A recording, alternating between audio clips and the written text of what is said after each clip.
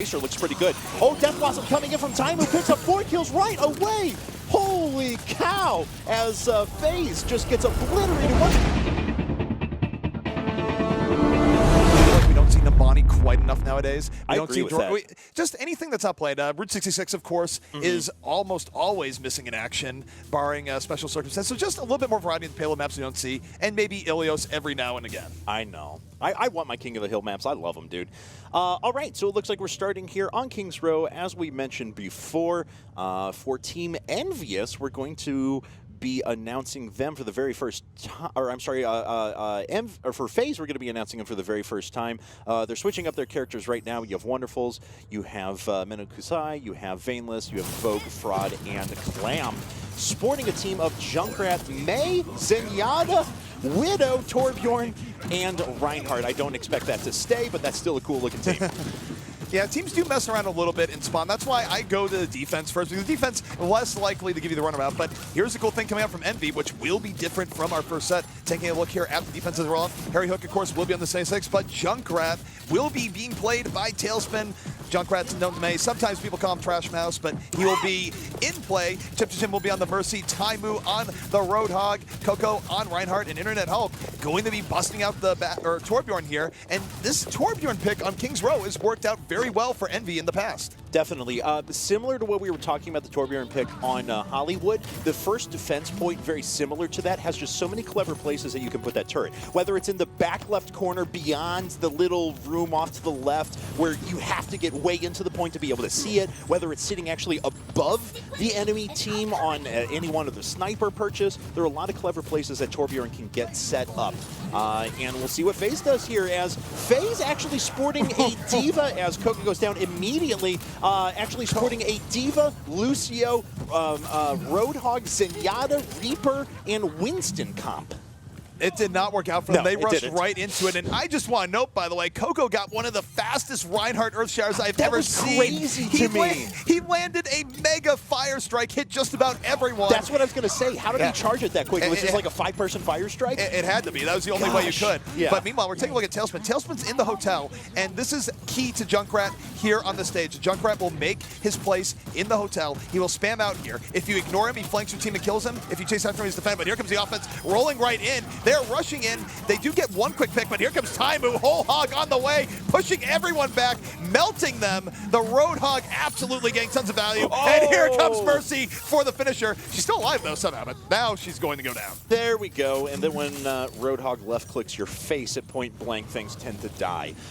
So Mercy goes down. 2 failed attacks so far from FaZe, and I don't really know what their plan is yet. Other teams have been a little bit more how do I want to say, careful in knowing when to pick their battles, trying to pick someone off. They're just rushing in. Here comes in the ult right off to the side from Wonderful. Menokusai has already fallen. Wonderful's down to very low health. He falls. Vainless does have the ability to ult here. Here comes the Rip Tire from Junkrat. Takes out Vainless, but that's it. After the ult was already done, so FaZe still standing on the point. FaZe is still on the point, but the defense of Envy, they are bending. They are not breaking. They still have a presence on the point. They've given up a third, but overall, this is not the worst for them. They're still here on the point. Tailspin is completely unchecked, has 2 kills, now 3 kills coming out from Tailspin, and this is the real power of Junkrat on defense for Kings Row, is that if you do not deal with the Junkrat, he will rip you to shreds, especially a Junkrat of the caliber of Tailspin. And we analyzed Junkrat a little bit on this map going into the previous set, because we were kind of expecting Seagull to play it rather than Farah whenever he jumped onto this map on defense.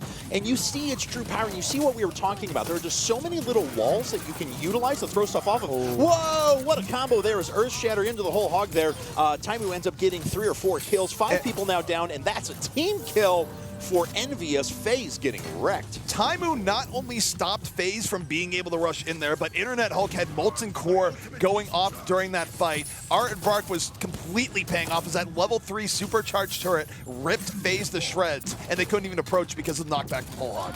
And Tailspin's already got his Rip Tire ready, and the tank's far enough up, he might be able to use it here in just a second. Looks like that's exactly what he's going to do. How many can he get with this? FaZe already jumps apart. He goes right after Mercy, of course, because what else are you going to do?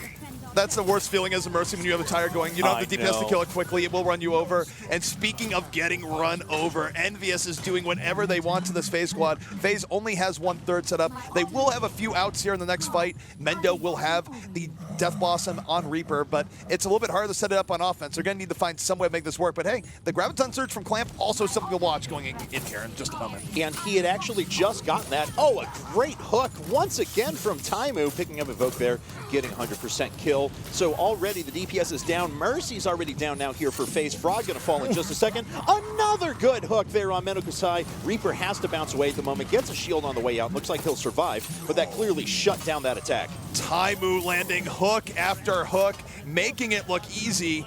And this is just very rough here from FaZe. FaZe, at least, they didn't use ults there. That's a really good thing. They will have more power to them. They have almost every ult in the game up. And the one to watch here, the one who will set it all up, will be Clamp. If Clamp is able to land the Graviton as they move in here, it could be huge, especially if Chips gets in there and dies. But here we go. The offense is underway. Clamp moving in. The Graviton not being used just yet. Runs in the Molten Core. In comes the Graviton. 3 members of EnVy are in it, but it doesn't matter. The Molten Core doing all sorts of work. Internet Hulk completes the triple kill. Aardvark certainly paying off. Holy cow. This is not working out so well for FaZe. They've actually gone from what was a kind of weird non-traditional comp at the beginning, which we were kind of looking for from them, to be honest, to now what's a completely standard, safe meta comp, and it's still not working out for them. They haven't been able to get any entry kills. They're constantly allowing Junkrat to do just that. He constantly throws over his mine and blows forward Reinhardt, separates the team, and allows the rest of EnVyUs to just come in and smash FaZe. That's literally what just happened again right there.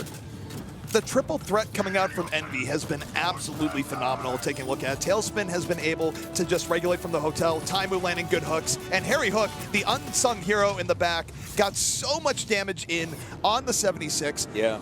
Everything worked out well there for EnVy. We're going to take a look here at the play of the game, but EnVy, this is sort of what I expected going in. I think FaZe has a lot of talent, but they're not quite there right now, and EnVy just a phenomenal juggernaut of a team. I'm happy because Internet Hulk had the correct intro for Torbjorn there. That is the only one that's worth it. And of course, this was a good old-fashioned Torbjorn play of the game. I'm surprised he didn't emote and just hit it over and over again. But Internet Hulk there, 37 eliminations, no deaths. A great performance from EnVyUs. That is such a gaudy stat. Yes. 37 kill streak for any hero, let alone a Torbjorn, Pirate Torbjorn in the house. Internet Hulk making it work. And Internet Hulk, he's a guy where he's not usually on your classical FPS hit heroes. He's usually on your Winstons, your Symmetras, your and Torbjorns, and it works out really well for him. He gets good value, more so than many other players on those classes. So people do like to over-glorify your DPS heroes, but really, you look at Internet Hulk, he shows that you can make a lot of these other classes make big plays as well. And that's the case that I was making about Torbjorn before. I think that we have... People use him in pubs because of the turrets, but I think pubs have started to see the value of his gun as well on top of it. But we don't see it in pro play, I think, as much as it deserves on defense around a lot of these attack points. I'm glad we're starting to see it more often here because Torbjorn puts out a load of damage, just an incredible amount of damage. No, Torbjorn's damage is one of those things where people focus on, oh, it's a turret class. His Rivet gun actually has one of the highest skill caps in the game in terms of landing long-range shots because not only is it a projectile that doesn't move super fast, it also has an arc to it. Just like Hanzo's arrow. Yeah, same thing. It's like a much harder version to land of Hanzo's arrow. And honestly, some good players with them can do way, way more. Internet Hulk is one. Cool Matt, when he's been in comp, has been another. Definitely a hero I feel like potential has not been fully tapped yet by the comp scene. I definitely agree with that, and we'll see if we get him more in just a bit. Of course, we're going to flip sides here. We're going to put FaZe on the defense. We're going to put EnVyUs on attack here. All EnVyUs has to do is secure the first point, which we've seen them do in about 60 seconds against most teams in the past. So we'll see if FaZe has something a little bit different here. Their team on defense has Fraud on Lucio, Clamp on the Reaper, Wonderfuls is on Reinhardt. Evoke is going to be playing Pharah, Menokusai on Soldier 76, and Vainless on Mercy. So we're going to look at the EnVy squad here. As they roll out, it is going to be Harry Hook again on the 76, Coco on the Reinhardt, Internet Hulk on Zarya, ChipSogen on Mercy, Tailspin on the offensive Pharah, and Taimu, yes, you're seeing it right, will be on the Hanzo. Simple geometry in the house. And just to note, we are running absolute stopwatch, which means EnVyUs caps this first point. That is it. They will win King's Row and will be on the map number 2. Yep, absolutely. And like I said, EnVyUs has a very solid comp to do this. Taimou is actually doing a nice job of forcing EnVyUs consistently off to the left, which means that it opens up the opportunity for Coco to come through and just control the point, and that's exactly what he's doing. Veinless goes down right away. 4 members, 5 members down for FaZe. And did I say 60 seconds? It might just take 30. Absolutely everything went right there for EnVyUs. It was nothing flashy. There were no real ultimates in play. It's simply they got one pick, went a little bit more aggressive, got another pick, went really aggressive. Tailspin was able to take out the Mercy before there was a resurrection. And just like that, EnVyUs making it look easy, taking out FaZe with authority here on Kings Row. Holy cow. All right, so like we mentioned before, of all the teams that FaZe could have played in their opening match ever, this was probably the hardest one. Now, though, what are they going to do to come back from this? I mean, this is one of those times when you as a pro team have to just kind of chalk up, hey, we're new. We knew it was going to happen to some capacity. We're playing the best team, arguably, in the world right now after what they did to Cloud9. It's just going to happen. Yeah, I mean, it's one of those things where going to Envy, I don't think the players feel particularly bad. They, of course, every comp player wants to win. There's no one that goes in going, oh, we'll just settle for second place. No, FaZe is not happy with how this went down, but Envy has been playing really good. Hopefully they'll take a look at this, adjust their strategies and all the rest. And I do want to note, just Envy strategies, Envy does run strategies that aren't necessarily full meta. I do like the fact that they're busting out the Torbjorn. I like the fact that they're sticking with the Junkrat, even as other teams have been switching to the Pharah. So it's sort of cool to show the meta diversity as well. Some people go, well, gee, some of these tournaments, you don't see the most of most heroes. I think we do see a lot of many of the heroes. It's just some of them more are situational than others. That's definitely true, and that's kind of why I've been talking about this on my Sirius XM show and on the Overwatch HQ podcast on IGN quite a bit.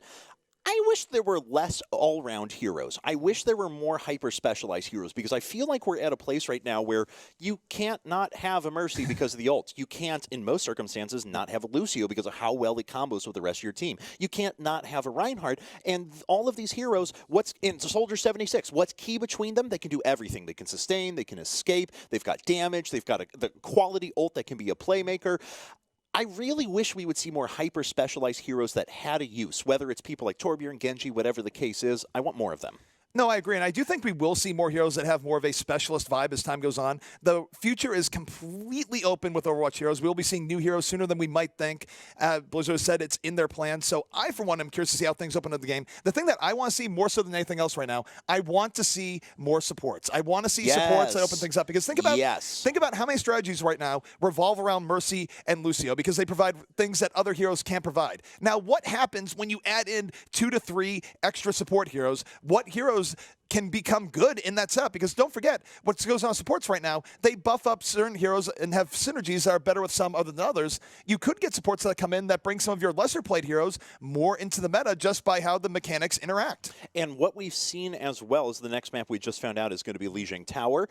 So King of the Hill map, hooray! Yes. I get one, yes. But yeah, no, I tend to agree with you. And what I really want to see now out of specialized heroes, you know, I'll take this back a little bit. So let's walk back to a game like Hearthstone, in which there was an established meta that came out after a certain period of time, and it drastically shifted about 3.5 months later, and then became super standard after that. I kind of anticipate something similar happening here. I think that we're at the point now where, whether it's going to take a couple of balance tweaks or whether it's going to take people just playing with new combos of heroes to see what's cool, we probably still aren't at our final meta even with this current pool of heroes yet. No. But I agree that we probably need to start seeing some diversity soon to shake things up. So right, and the thing about the meta right now is that 2 things are going to cause big changes. Of course, one is time, up until a point where people feel like they have it figured out. I think the meta had settled quite a bit when the no hero limit McCree Widow stages, where we'd see double Cowboy all the time. And that actually goes back to your other point. We were talking about, are heroes specialists or do they have a role? Part of the reason why McCree needed to get nerfed is that he did almost everything well. That's absolutely right. Is someone in your face? Do you remember 2 nerfs ago in the alpha when he was doing like crazy sniper damage at long range too? You remember that? It was ridiculous. So the only thing more ridiculous back then is that you could boost Widowmaker for one-shot body shot kills on everyone. Oh my God, that was too much. That was too much. Oh my goodness. Mercy Widow was just, there's so many ridiculous things. You thought the hitbox on Hanzo was a problem now? Just wait until you saw the damage-boosted Widow. I feel you there. This is what I was talking about before. I have to blow up everything in this freaking thing. It's bad for me. I'm OCD about this. they're respecting the sanctity of this right now. At least nothing's getting blown up just yet. We'll see what happens. But taking a look here at this, I spoke too soon. Now everything's getting broken up. Good. But taking a look here at the team coming out here from EnVy, it's going to be Harry Hook on the Lucio, Chips Jet on Mercy, Coco on the Zarya, Internet Hulk on Winston, Taimu on the Reaper, and Tailspin going to be on the Tracer. So Tracer, a hero, doesn't get quite as much play in payload maps, but definitely is featured very prominently here in King of the Hill. Okay, and I was curious what Lijiang Tower map it is, but we see now. Okay, so taking a look at the two teams, we have a Zarya and Roadhog difference between them, and it looks like we have a Pharah and Trace. No, we do have two Tracers, actually. So it's a Pharah versus a Winston difference. So just two characters different between these two teams. Control point going to a lock here in just a couple of minutes. Internet Hulk dies immediately, but two players down for FaZe at the moment as Clamp and Wonderfuls have fallen. Mendo right now has been in the back on Tracer, looking for pickoffs. Did have a lot of damage in the Mercy, helping pick it off. But both teams really on top of the boys. Taimu right now being the engine of damage for EnVy. Has a double kill, still alive and in around this. Will take out Mendo. And Reaper is a hero where people don't always respect him as much in terms of the DPS skill, but let me tell you, there's a big difference between your spot-on Reapers and your Reapers that are just hitting near the point. I completely agree with that. As someone who plays a Reaper a whole heck of a lot right now, that couldn't be more true. What I thought was interesting, though, was that I got to give credit to Mendo. Even though his team didn't do the best in that fight right there, Mendo was everywhere. He dished out a ton of damage, and his Tracer looks pretty good. Oh, Death Blossom coming in from Taimu, picks up 4 kills right away.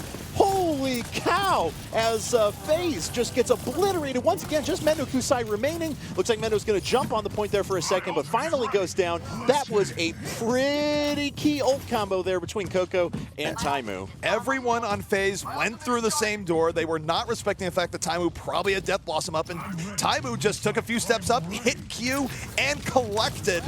And he won't have that ult up in the next fight, but still it buys EnVyUs a lot of time. EnVyUs already almost halfway to the goal that they need for this round. The offense, though, of FaZe trying to move in here. Internet Hulk, though, I think he just knocked someone off the ledge. Lucio went for a ride. One quick kill here from EnVy, and another knockoff.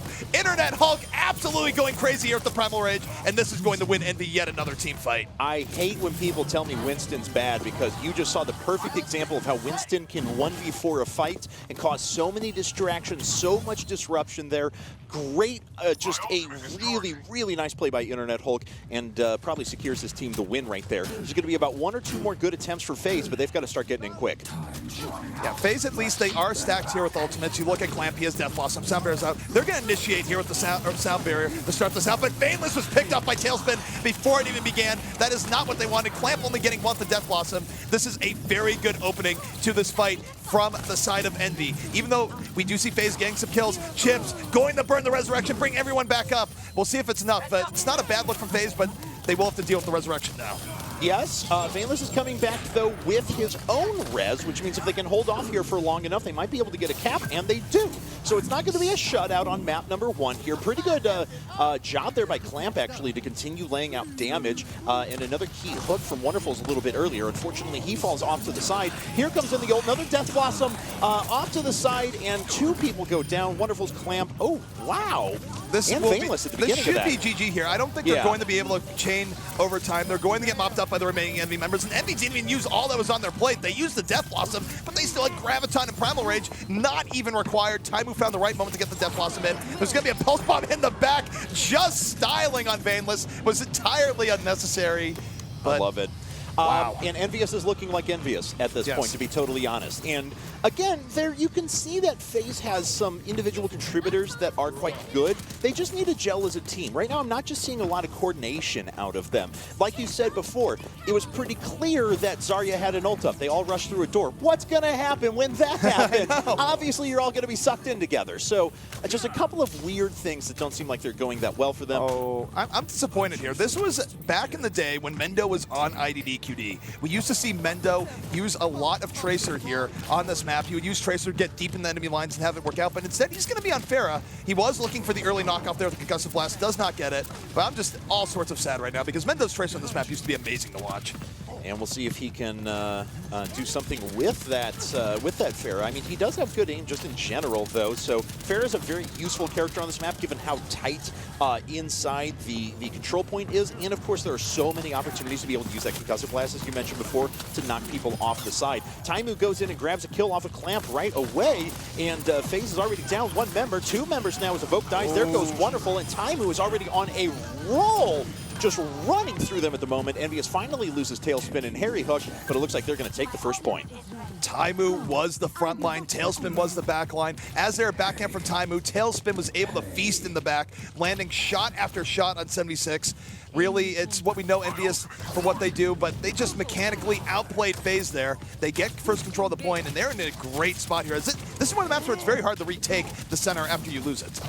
Yes, it absolutely is. Or at the very least, you need to be able to find a way to get a sneaky kill or something like a Tracer ult. Or even on this map, it's not bad to throw a little Diva ult into the middle and try and zone out the opponent team. But just given what FaZe has at the moment, the only way... Oh, no. Maybe he wanted to get out there the reset. That might have been intentional. But it did look a little bit, it looked like an oopsie from the cast there. But like, what is their wombo potential? They have to get a good ult from Zarya at this point. Otherwise, you're relying on a clutch Death Blossom to knock out Mercy and maybe another squishy, but otherwise they just don't really have the comp to just walk in and assault EnVyUs, you know what I mean? Well, not only do they not have the comp right now, they also don't have the ultimates. You look at all the ultimates that are up for Envy right now. Taimu really set to go off with Death Blossom. Tailspin in the back with Attack Visor at the ready, and Taimu not wasting any time getting right in the thick of things. And here comes the Death Blossom, setting them up, takes out Evo, does a lot of damage to the rest of the back line. Clamp tried to do what he did, had no value whatsoever, and EnVyUs, with the aid of the Graviton here, just moving forward and getting everything they want and more. Taimu's killing it, man. He's been great all game. His damage has been on point. He knows when to chase people down. He knows when to go back for health. I want to see how many souls he's consumed. It's got to be like 1 billion at this point. He's well fed. He is. He has reaped efficiently in this game. So, FaZe right now is going to be resetting up. This is their final push that they're going to have here. If they get wiped out here, they will not have any hope. The Graviton is coming out here from the Zarya. Taimu, though, got ready to form out. 2 kills now for Envy. Mendo on the Pharah, mid-air, trying to get things done. Going to get mowed down by Tailspin, and that is going to be a quick 2-0 here for EnVyUs. Wow. Well played by them, and FaZe, like I said, I expected it to be harsh for them. This is about what I was expecting to see going in. Yeah, I mean, like we said before, FaZe has some amazing FPS legends that are on this team, don't get me wrong. In about a month or so, look for them to come back and be a team that can compete at the highest level. But when you're going against a team like EnVyUs that's been involved in so many high-level matches already... Oh, this isn't the knockoffs. I thought it might have been back on round 1. Sadly, it's not. This is where... Well, it's just a huge Zarya ult, and he just sits there and left clicks during it. I mean, that's fun, too. Very casual Winston there, just walks up, stands still, holds that left button. Guys, I'm helping. He actually was. Lots of damage coming in from Winston. But that's where Twitch chat goes in the, I have no brain, I have no aim. That's right, I'm a Winston main. I'm a Winston main. In defense of Internet Hulk, though, Internet Hulk is one of the smartest Winstons out there. He gets more kills with his Winston than most of the other players in the game. Give respect where respect is due. Internet Hulk is great at what he does.